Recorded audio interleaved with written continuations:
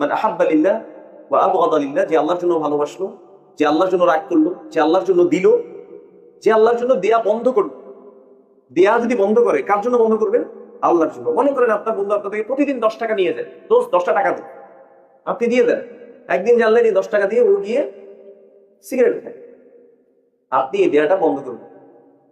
আপনার মা প্রতি মাসে আপনার থেকে 500 টাকা করে নেয়, আপনি জানলেন যে এই 500 টাকা দিয়ে তিনি হিন্দি সিরিয়াল দেখেন, আপনি 500 টাকা দেয়া বন্ধ করবেন। বুঝতে পারছি?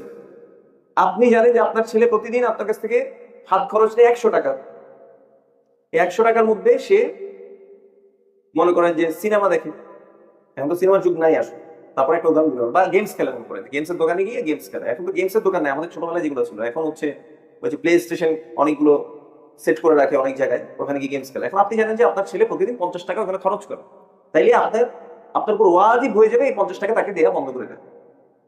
বুঝতে পারছি? মানে আল্লাহর জন্য দেওয়া বন্ধ করা।